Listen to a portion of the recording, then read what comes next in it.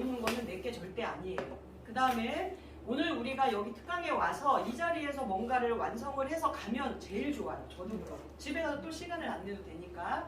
그런데 우리가 오늘 박신선 선배님을 모시고 여기 하는 이유는 제일 중요한 포인트를 배우기 위함이고, 예를 들어서 우리가 쌀 조청을 하는데 이거는 굉장히 시간이 많이 걸리고 정성이 들어가야 되는데 여기서 후루룩 해서 될 게 아니거든요. 그 다음에 중요한 거는 제가 치유음식 강의를 하면서 느끼는 게 뭐냐면, 현장에 와서 막 어수선한 가운데 여기서 해가면 집에 가면서 기억이 하나도 안 나요. 그래서 댁에 가셔서 바쁘지만 오늘 배운 거를 가셔서 레시피 한 번씩 읽어보면서 혼자 이렇게 생각을 하면서 정리를 하면서 담아봐야지만 그게 내게 되거든요. 그래서 10개를 배워서 한 번도 실습을 해보지 않은 거는 내게 절대 될 수가 없어요. 한 개를 배우더라도 일주일이 지나기 전에 반드시 해봐야지만 그게 내게 됩니다. 그래서 이제 오늘 여기서 만들어가지 않기 때문에 그거를 좀 섭섭해하지 않으셨으면 좋겠고요. 그 다음에 지금 쭉 인사한 말을 하면서 이제 곁들여지는 걸 제가 들어봤을 때 여러분들이 이건 꼭 알아야겠다는 생각이 딱 드는 게 뭐냐면, 저희가 오늘 조청을 쓰지요. 그 다음에 여러분들이 조리할 때 단맛을 내기 위해서 또 쓰는 게 조청 말고 또 뭐 있죠? 올리고당. 그 다음에 또 뭐 있죠? 물엿. 그 다음에 뭐 메이플 시럽. 그 다음에 뭐 또 당류 굉장히 많죠. 그럼 그 중에서 여러분들이 당뇨 그러면 어떻게 해야 돼요? 혈당을 올리지 않아야 되죠. 그러면 그 지금 말씀드린 것 중에서 소장에서 흡수가 되지 않는 기능성 소재를 써야지만 당뇨에 일단 도움이 되는 거는 다 알고 계시죠? 고니자님 선배님이 이제 수업하시면서 아마 나올 것 같고요. 그 다음에 저희가 조리를 할 때 이 조청이나 올리고당이나 물엿이나 그 다음에 시럽이나 용도가 다 다른 거 아세요? 그래서 우리가 예를 들어서 올리고당을 조리할 때 불을 가열하면서 쓰면 되나요? 안 되나요? 올리고당. 안 되죠? 네. 올리고당은 단당류가 3개에서 10개밖에 없는 기능성 소재입니다. 그래서 얘는 스크라제라고 해서 자당이라고도 표현을 하는데 얘가 당도가 굉장히 낮아요. 근데 올리고당을 열을 가해서 요리를 하게 되면 어떻게 돼요? 당도가 굉장히 떨어집니다. 그래서 여러분들이 조리를 할 때 무침이나 뭐 이런 거 용도로는 올리고당을 써야 되지만 열을 가하는 음식에서는 기능성 식품인 프락토 올리고당이라든지 올리고당을 쓰시면 안 됩니다. 아시죠?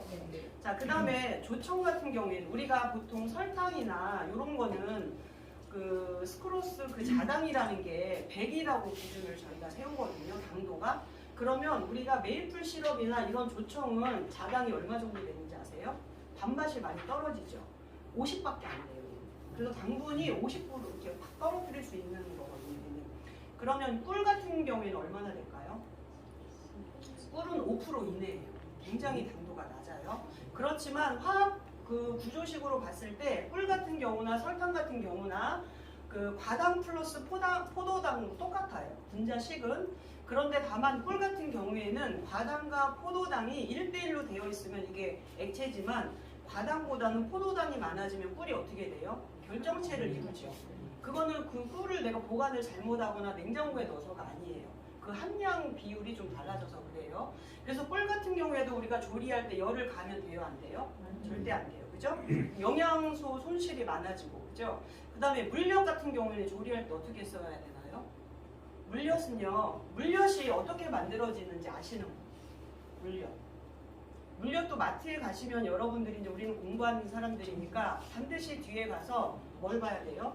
영양 표시나 그 성분 비율을 꼭 보셔야 되는데, 물엿도 원료가 전분을 그 산이나 효소에 의해서 분해를 시켰는지, 그 다음에 또 뭐가 있어요? 그 요즘에는 가장 물엿의 원료로 많이 쓰는 게 뭐냐면 옥수수예요. 유전자 변형을 시킨. 근데 옥수수 아닌 감자나 고구마나 서류를 이용해서도 많이 해요. 산이나 효소로 가수 분해를 시킨 다음에 그 다음에 탈색을 하고요. 거기다 첨가를 넣고 농축을 하는 게 물엿입니다. 그래서 물엿 같은 경우는 자당이 거의 100, 설탕보다는 조금 낮지만 우리가 메이플 시럽이나 이런 조청보다는 조금 높아요. 그죠? 그래서 물엿 같은 경우는 우리가 조리할 때 제일 많이 쓰죠. 근데 얘는 많이 넣게 되면 음식이 딱딱해지는 성질이 있어요. 그죠? 그 다음에 열을 가할 때도 물엿을 써도 상관이 없습니다.